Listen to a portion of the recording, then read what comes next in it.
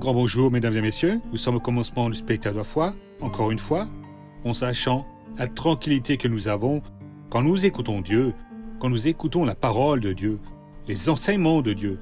Nous pouvons être certains qu'il nous donnera tout le confort, il nous donnera toute la sagesse. Beaucoup de personnes vivent avec la vision qu'une personne a eue. Ce qu'un tel déclare, avec ce que David déclare, ce que RSOS déclare. C'est tout ce que vous allez écouter d'un homme de Dieu, que vous comprenez tout au fond de votre cœur. Cela, c'est la vision, c'est la lumière, c'est la sagesse que Dieu vous donne. C'est le moyen par lequel Dieu enseigne la parole. La vision que je reçois de Dieu peut être différente de la vôtre. Le dessein que Dieu a pour moi est différent du dessein que Dieu a pour vous. Cependant, pour nous tous, c'est un dessein de succès. Il est possible que nous soyons utilisés par Dieu pour que nous fassions de grandes choses. Il suffit d'apprendre à les mettre en pratique. Mon invitation, c'est écoutez avec attention. RSOS vient maintenant avec le spectacle de la foi et juste après, nous allons revenir au nom de Jésus-Christ. Nous allons applaudir le Seigneur Jésus. Nous sommes réunis ici au nom de Jésus-Christ, le Fils de Dieu, et en ce nom, nous avons la garantie que notre réunion a sa présence ici. Il a promis, il a engagé sa parole, que quand 2 ou 3 se réunissent, en son nom à lui, il serait au milieu de ces personnes. Il est avec nous ici aujourd'hui pour réconforter notre cœur, pour ouvrir notre compréhension, pour opérer des miracles et des merveilles. C'est cela sa spécialité. Il est ici avec nous pour que nous, ensemble, nous glorifions le Père. Et aujourd'hui, nous allons étudier un peu plus la volonté de Dieu. Et cela, c'est dans le livre des Colossiens au chapitre 4. L'apôtre Paul a laissé ici dans les entrelignes un message d'une grande importance. Parlant aux frères Colossiens au chapitre 4, le verset 12. L'apôtre nous donne ici un conseil sur quelque chose que nous avons besoin de faire pour que nous comprenions une chose. Le salut que nous expérimentons en Christ, qui a été réalisé par le Seigneur avec une terrible souffrance, un sacrifice formidable. Il inclut toutes les bénédictions dont nous avons besoin aujourd'hui ou dont nous pouvons avoir besoin. C'est vraiment une stupidité, la nôtre, quand nous ne prenons pas l'habitude de lire la Bible, pas seulement les évangiles et les psaumes. Quand nous abordons la Sainte Écriture, dans la vie spirituelle, nous devons lire les évangiles et les psaumes parce qu'ils sont faciles à comprendre, ils sont très clairs, le message y est très clair, et les psaumes parce qu'ils transmettent cette paix pour nous, beaucoup de révélations. Mais la Bible, dès la Genèse 1 jusqu'au tout dernier verset de l'Apocalypse 22, elle est la parole de Dieu. Et nous devons toujours recourir à elle et avant de lire, faire une prière. Et quand nous faisons la lecture, on se met à méditer sur cet élément que Dieu est en train de nous donner. Alors il vient ouvrir notre compréhension. Ici, Paul est alors utilisé par Dieu et il déclare de la manière suivante. Colossiens 4. Épaphras, qui est des vôtres, vous salue, esclave de Jésus-Christ. Il ne cesse de combattre pour vous dans ses prières, afin que, parvenu à l'accomplissement et pleinement convaincu de la volonté de Dieu, vous teniez bon. Donc, nous allons comprendre ceci. Épaphras était originaire des Colossiens et il était serviteur du Christ. Celui-ci est le meilleur titre qu'une personne ici au monde puisse avoir, serviteur du Christ. Qu'est-ce que cela signifie ? Que nous obéissons à la parole de Dieu de toutes nos forces. Peut-être que nous n'atteignons jamais la perfection, mais nous sommes en train de faire des efforts pour arriver à ce point où nous serons intitulés, déclarés comme le serviteur du Christ. C'est triste quand la personne semble être de Jésus, mais si elle va faire une affaire, on peut noter l'astuce qu'elle a, on note sa grande ruse par le regard, par ses paroles, par ses intentions. Très souvent, même la parole ne sort, mais vous percevez quelle est l'intention du cœur de la personne. Et vous alors, vous vous éloignez. Non, elle n'est pas au service du Christ. Nous devons toujours être des serviteurs du Christ. Il nous a libérés de l'empire des ténèbres. Il nous a libérés complètement. Et plus nous sommes serviteurs de lui, et il est la vérité, alors nous aurons plus la vérité opérant en nous. Et Épaphras, connaissant cela, un serviteur du Christ, il bataillait en prière, il combattait. C'est important cette parole ici, mes frères. Parfois, nous ne pensons qu'à nous. Nous sommes vraiment égoïstes, voyez. On va à une veillée, nous sommes au culte parce que je veux être guéri de cette douleur. Et Dieu guérit cette douleur, je voudrais acheter ce bien. Et Dieu donne les moyens pour que l'on achète. Je voudrais voir ma famille sauvée, et Dieu aussi veut que notre famille soit sauvée. Et si la famille n'est pas bien en Christ, c'est nous qui devons rechercher de Dieu ce don spirituel pour noter si votre fils ou fille, le conjoint, une personne est en train de se dévier et ne mettra jamais la main. Et Épaphras, qu'est-ce qu'il a fait? Il combattait en prière. L'Église a besoin de ces armées de personnes qui ne viennent pas seulement pour s'alimenter, pour leur bien-être propre, pour se fortifier. Mais si pour lutter, vous devez prier Dieu, ces missionnaires, pas juste les nôtres, mais aussi les autres, qui sont dans des endroits extrêmement dangereux, exposant leur vie à chaque instant. Mais missionnaires, non, vous devez être un serviteur du Christ, cessez d'être serviteur de vous-même. Vous ressemblez à ce jeune gamin. Dieu bien-aimé, très cher père, on va dormir à présent. Je veux que le Seigneur bénisse mon papa, ma maman et moi, et puis plus personne. Ça veut dire juste la famille, mince. Cessez donc ces histoires, mais c'est la vérité, la personne ne pense qu'à elle. Dites-moi donc, pour vous, parce que je ne veux pas vous voir dans le rouge, non. Depuis combien de temps vous ne priez pas pour les perdus? Avec cette prière, en fait, que vous intercédez, quand vous condamnez ceux qui sont en train de détruire leur corps, la morale qui est toute corrompue, et je ne sais quoi, racontant même ce que les gens disent, il faut les tuer, il faut en finir. Non, il faut sauver. Dieu, nous voulons cette personne, maintenant qui est perdue, qui est indiquée dans les fourberies, qui est envahie par le péché. Nous voulons qu'elle soit libérée. Nous le voulons maintenant, et en déterminant vraiment, en priant, c'est cela qu'être serviteur du Christ. Et il faisait cela comme serviteur du Christ, ce combat. Pourquoi ? Colossiens 4,12, il ne cesse de combattre pour vous dans ses prières dans plusieurs oui, afin que parvenu à l'accomplissement et pleinement convaincu, perfectionné de la volonté de Dieu. Mon frère, nous allons faire attention à toute la volonté de Dieu. Il y en a qui sont juste fermes, ils sont juste bien pour une partie de la volonté de Dieu. La cure divine, il est le premier. Le missionnaire ou n'importe quel autre, non, il croit, il reçoit la bénédiction. Mais moralement, il est ou elle est un échec. Ils ne peuvent être un échec. Les personnes doivent être bien dans la cure divine, la prospérité, dans la sainteté. Le diable est venu près de Jésus et a montré les pierres et il a dit « Si tu es le Fils de Dieu, ordonne qu'elles deviennent des pains. » Mais il fallait que ce soit la parole de Dieu qui parle avec Jésus et Jésus. Ce n'était pas par la parole, c'était une suggestion maligne, il l'a réprimandé avec la parole de Dieu.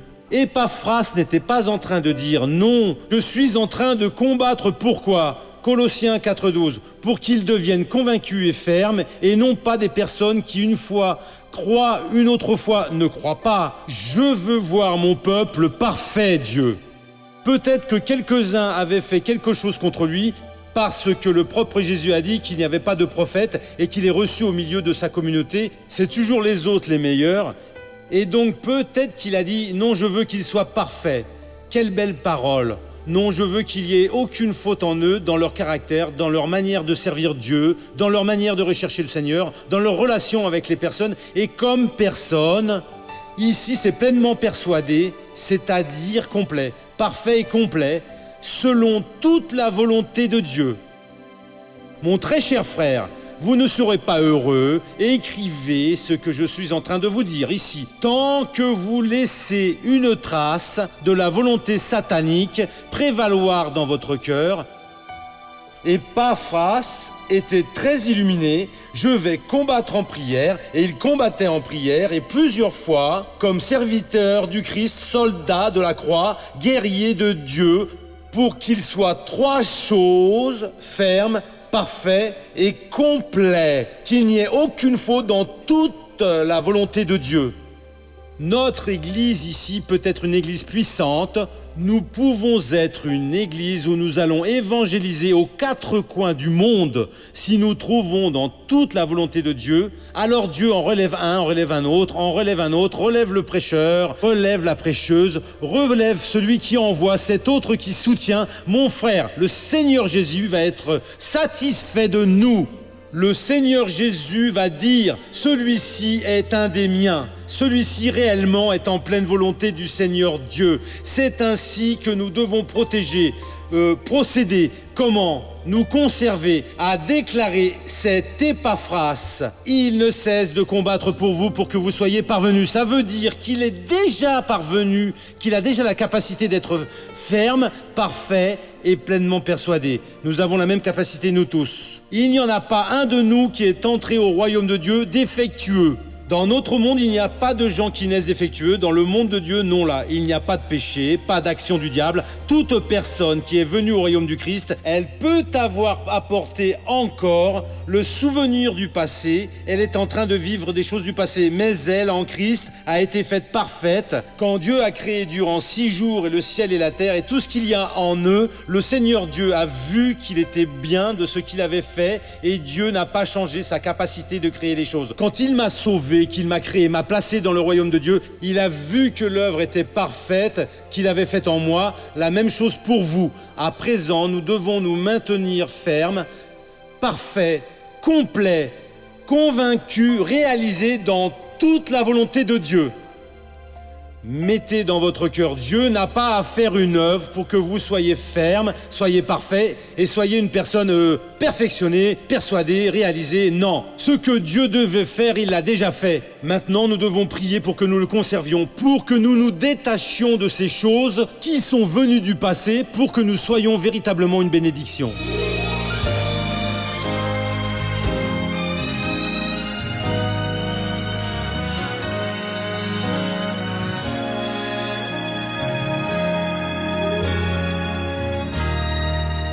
La ville de Natal, capitale du Rio Grande do Nord, est connue comme la ville du soleil pour être la municipalité brésilienne avec le plus grand nombre de jours ensoleillés. Mais la lumière ne brille pas toujours. La vie de José Naldo Lopez est un exemple clair de cela. Mon enfance a été un peu compliquée parce que j'ai commencé très jeune avec l'alcool, la cigarette. À peine âgé de 8 ans, je fumais déjà. Je buvais, je prenais ce qui était dangereux. Et donc, j'ai eu une enfance horrible. J'ai commencé à dénicher un travail pour enfants, vraiment. Une affaire d'enfant. Mais c'est à cette même époque, quand il n'y avait aucun travail, je vivais alors vraiment dans la rue. Jouant et faisant ce qu'il ne fallait pas faire. Alors, je volais. Quand je n'étais pas pris. Quand je n'étais arrêté. C'était un soulagement pour le quartier. Partout où j'étais passé, j'ai changé d'adresse et je ne suis pas resté à Natal. Je suis venu dans cette ville-là et j'y suis resté. Et après, je suis retourné. Je restais à faire ce va-et-vient très court des villes proches près de la capitale. Alors, je suis resté au milieu de la rue. Ainsi, quand je n'étais pas interné, je dormais au milieu de la rue. J'ai dormi en auberge. Ils m'ont interné dans un... Je m'enfuyais. Vous comprenez? Alors, je restais dans la rue. Je dormais à n'importe quel endroit, que ce soit sous un pont ou... Dans un petit coin, je dormais. José Naldo se met à travailler et quitte la rue, mais ne laisse pas les vices. Même après avoir constitué une famille, il souffre d'une rechute et retourne au crime. Je fumais beaucoup de cigarettes, toujours, et je buvais. J'ai commencé à voler à nouveau. Sauf que j'ai jamais été pris ici. Ici, j'ai jamais été attrapé. Je faisais toujours attention. Mais alors, je volais des voitures avec mon beau-frère. Quand ils m'ont tué mon beau-frère, alors je suis parti. J'ai arrêté. Alors je suis vraiment resté dans la rue. C'est alors que je suis vraiment devenu mendiant. J'ai passé 6 ans là, vivant sous ce viaduc. Alors je suis devenu mendiant vraiment. Mais un mendiant que plus personne ne connaît. À cette époque-là, il déambulait dehors, dans la rue, et il travaillait qu'une affaire de petits biscuits, n'avait pas où dormir et vivre parce qu'il buvait beaucoup. Il dormait dans la rue, buvait beaucoup.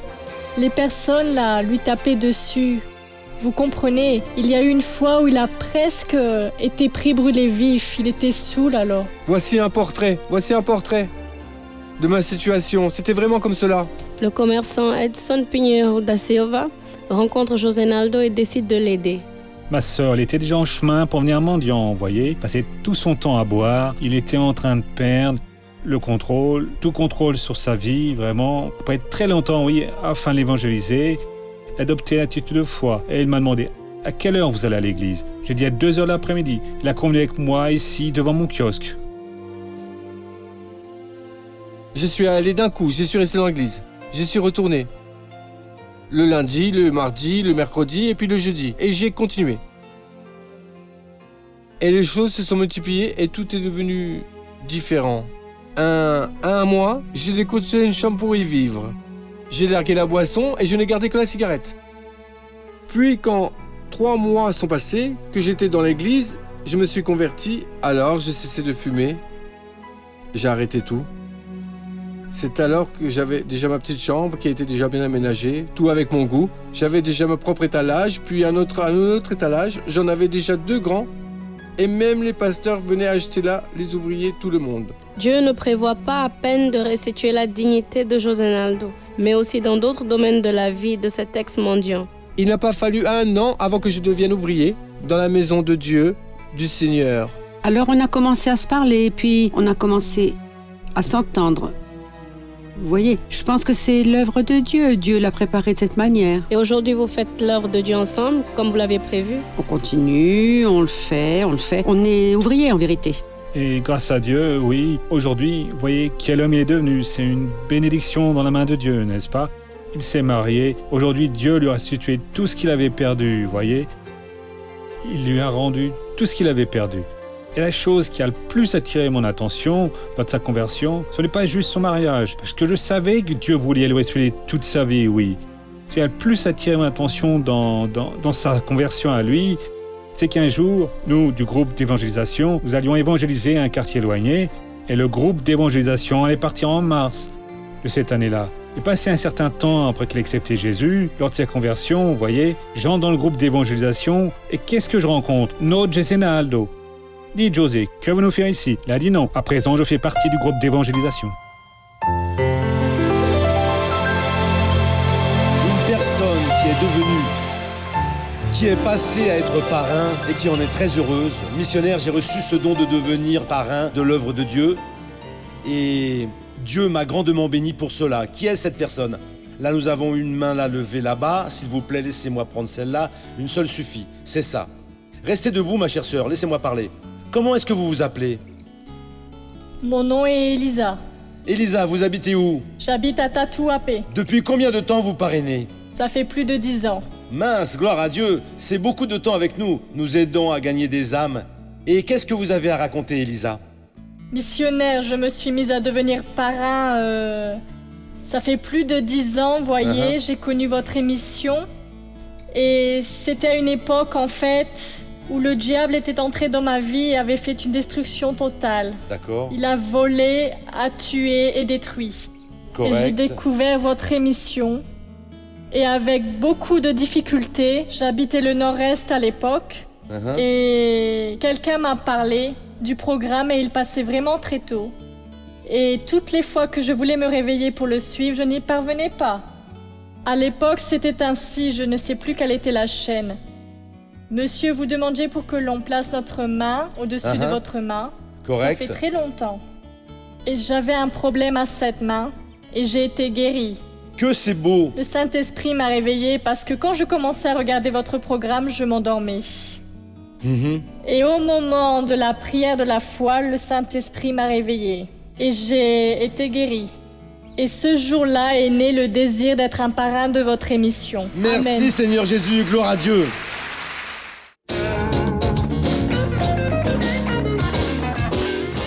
Missionnaire, qui sont les faux prophètes au jour d'aujourd'hui? En effet, ma sœur, il est difficile de désigner. Voyez, mais la Sainte Bible donne des indications.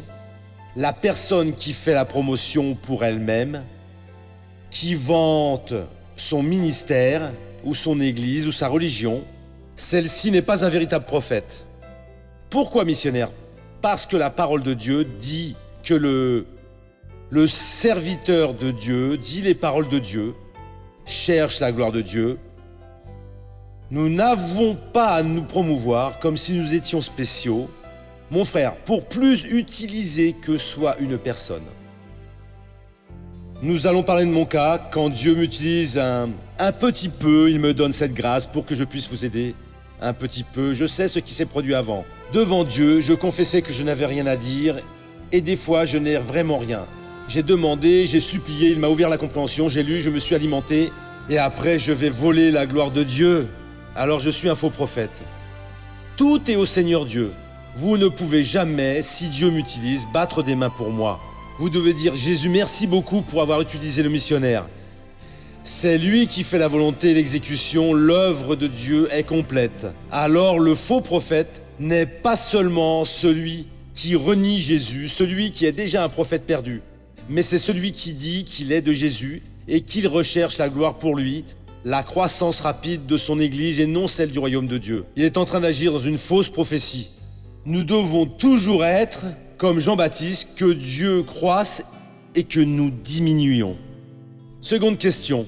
Missionnaire, comment prier avec sagesse? L'apôtre Jacques a dit, si l'un d'entre vous manque de sagesse, qu'il la demande à Dieu, qui donne à tous généreusement. Et de plus, il ne le lance pas au visage. Non, Dieu donne la bénédiction et laisse la personne continuer avec la bénédiction. Si elle est reconnaissante, elle va donner à Dieu la véritable louange. Et si elle ne l'est pas, elle va alors d'une quelconque manière s'intituler, faire en sorte que les autres perçoivent qu'elle est la part importante. Non, elle a juste été cette personne utilisée par Dieu. La sagesse, c'est d'agir sur la parole de Dieu. Il n'y a pas de chose plus sage que cela. Quand Jésus était ici en ce monde, il disait toujours ainsi, « La parole que je vous dis, je ne la dis pas de moi-même. Mais je parle comme le Père me l'a prescrit, je fais comme il m'a ordonné. » Et dont Jésus n'était pas une personne déficiente, au contraire, il était l'homme le plus complet qui ait déjà marché ici, sur la face de la terre. Mais il cessait de déclarer ce qu'il pensait pour déclarer ce que Dieu a ordonné. Aujourd'hui, c'est la même chose. Même que nous pensions qu'une chose doit être ainsi, nous allons rester avec ce que le Seigneur Dieu déclare. Et alors, oui, nous aurons beaucoup de succès. Mon frère, Dieu veut vous toucher. Si votre problème est dans le corps, ou dans l'âme, ou dans l'esprit, ou dans les finances, ou dans le mariage, vous avez entendu ce que vous aviez besoin d'entendre. Et donc croyez à présent. Fermez les yeux, courbez votre tête. Père, nous entrons devant toi maintenant pour résoudre des situations. Je sais que cette parole à propos du ministère qu'Épaphras va faire beaucoup de bonnes choses dans le mystère d'Élisabeth, de Suzanne, de Georges, de Pierre et de tant d'autres personnes. Je prie maintenant, Père, pour les personnes qui ont grand besoin d'un miracle, d'une libération, d'une intervention du ciel. Père, descends sur cette personne à présent. Dieu, il y a des gens qui marchent avec un poids sur le côté gauche de leur corps, dans la région thoracique. Il semble que c'est au cœur, mais Dieu touche et guérit à présent. Guéris, mon Dieu. Soigne, mon Père. Guéris, mon Dieu, cette personne qui a réellement besoin de ton aide, à la colonne, aux jambes, aux bras. Père, opère maintenant sur l'esprit de cette personne qui, pendant des années, avait une foi désorganisée et elle croyait aux mensonges de Satan. Libère cette personne à présent. Père, démasque donc ce démon. Guéris tous ceux qui ont des problèmes conjugaux sur le plan financier. Seigneur, le Seigneur a vu le sacrifice d'Élisa, qu'elle ramassait des pièces. Elle en est arrivée à marcher 5 km pour venir à ta maison, mais elle n'a pas nié la fidélité. Elle l'a gardée. Combien d'âmes ont été sauvées avec cette menue monnaie qu'elle donnait? Seul toi le sais. Voyez la fidélité des autres. Et même l'infidélité, mais transforme-la en fidélité. Père, je vais bénir maintenant toutes ces personnes. Comme ministre de la parole de Dieu, je paralyse cette œuvre du diable. Je te réprimande, esprit malin. Je vous expulse de cette vie, toi et ton mal. Et je dis, sors au nom de Jésus. Je suis bien certain que vous avez compris que vous devez rechercher la vision de Dieu pour vous. La vision de Dieu, on la rencontre dans la parole de Dieu. Et lui, dans la parole de Dieu, il se montre à nous. Il nous montre comment nous devons procéder, la façon par laquelle nous devons agir, marcher, penser et projeter.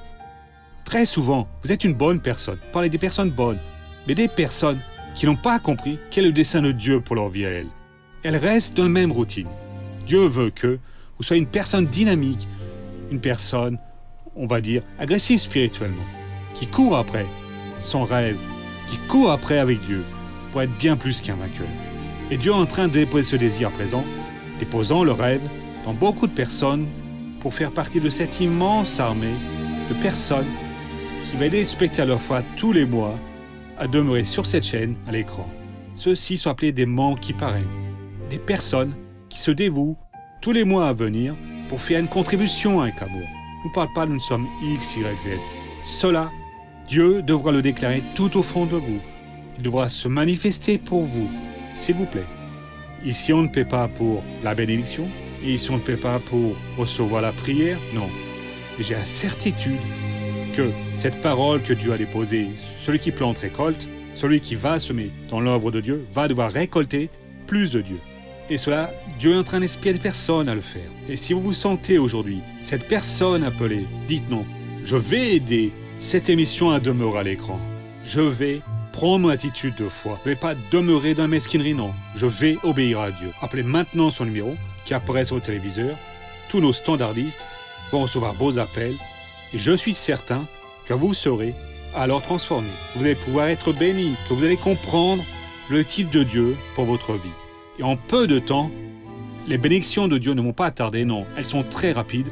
Quand vous obéissez à Dieu, alors Dieu se montre favorable à vous. Dieu ouvre les portes du ciel. Dieu vous montre comment vous allez pouvoir être beaucoup plus qu'un vainqueur en son nom à lui.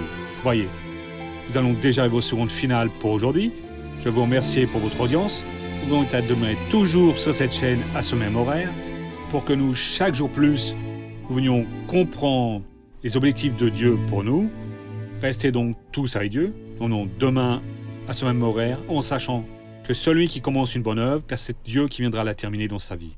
Restez tous avec Dieu et au revoir. Ciao.